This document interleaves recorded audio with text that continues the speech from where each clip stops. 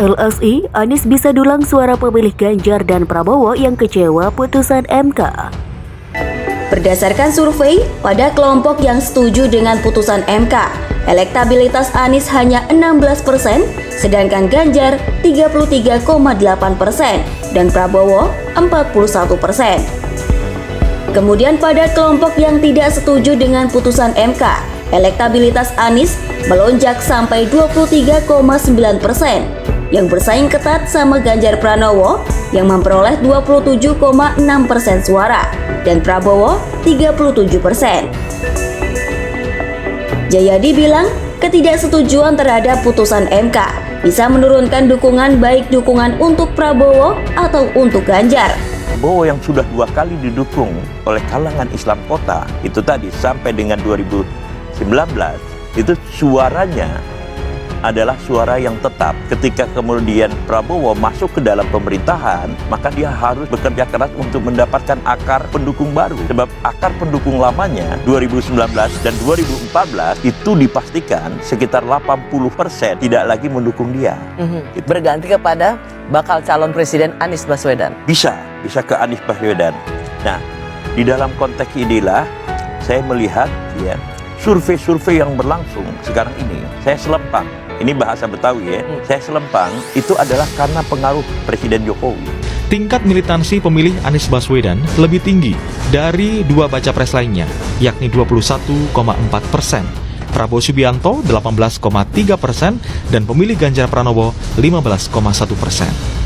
Sementara ketika ditanya, apakah Anda menyebarkan informasi untuk memengaruhi orang lain memilih capres pilihan Anda melalui media sosial?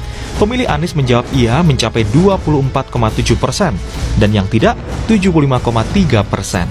Pemilih Ganjar yang menjawab iya mencapai 15,9% dan tidak 84,1%. Sementara pemilih Prabowo 19,1% menjawab iya dan 80,9% menjawab tidak.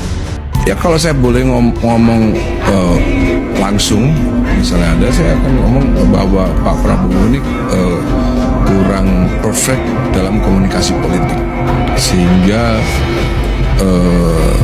Pak Prabowo tidak ditinggal oleh umat seperti saat ini kan. Saat ini kan sekarang umat itu udah umat Islam larinya ke Anies Baswedan semua kan sekarang kan.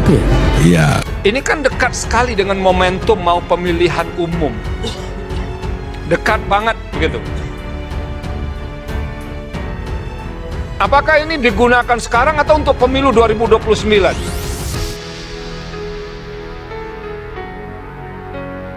Nah itu.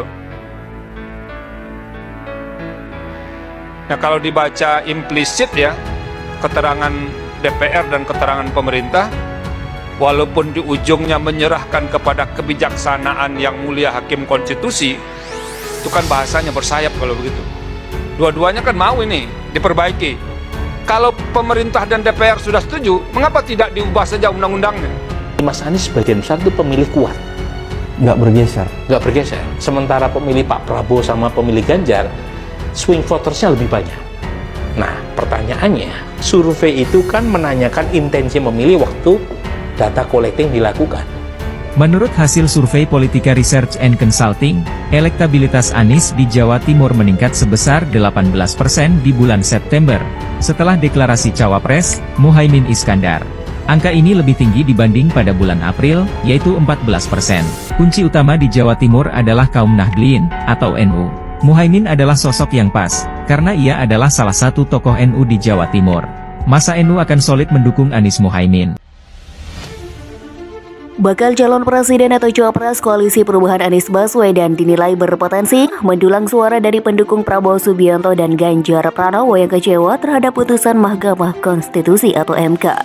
Putusan MK yang dimaksud yakni putusan nomor 90 PUU 21/2023 yang membuka pintu untuk putra Presiden Joko Widodo Gibran Rakabuming Raka untuk melaju pada Pilpres 2024. Reaksi positif atau negatifnya itu cenderung mixed. Di satu sisi ada potensi positif, di satu sisi bisa menurunkan angka dukungan, kata Direktur Eksekutif LSI Jayadi Hanan dalam rilis hasil surveinya Minggu 22 Oktober 2023. Dan yang bisa memperoleh keuntungan dari putusan MK itu secara elektoral, potensi itu ada pada Anies Baswedan, imbuhnya.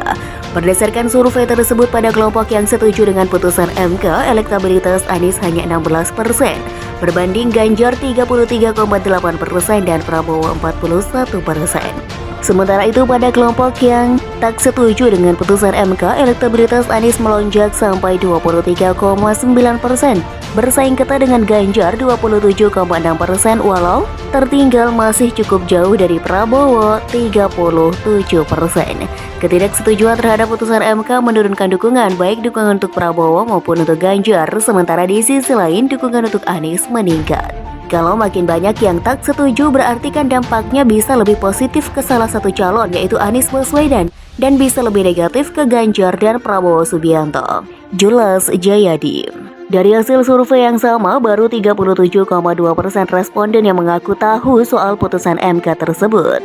Banyak 36,2% tak tahu putusan itu membukakan jalan bagi Gibran melaju pada Pilpres 2024. Sementara itu masih ada 62,8% yang mengaku tak tahu soal putusan itu, dan 63,8% tak tahu putusan itu membukakan jalan bagi Gibran melaju pada Pilpres 2024. Kemudian hanya 24% responden yang tahu bahwa MK diketuai oleh Anwar Usman, adik ipar Joko Widodo. Sisanya 76% responden tak tahu menahu.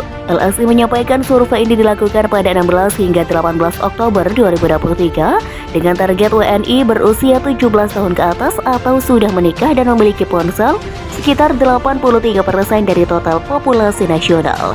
Pemilihan sampel dilakukan melalui metode Random Digit Dealing atau RDD. RDD adalah teknik memilih sampel melalui proses pembangkitan nomor telepon secara acak. Dengan teknik RDD sampel, sebanyak 1.229 responden dipilih melalui proses pembangkitan nomor telepon secara acak, validasi, dan screening. Margin of error diperkirakan kurang lebih 2,9% pada tingkat kepercayaan 95%. Asumsi simple random sampling. Wawancara dengan responden dilakukan lewat telepon oleh pewawancara yang dilatih.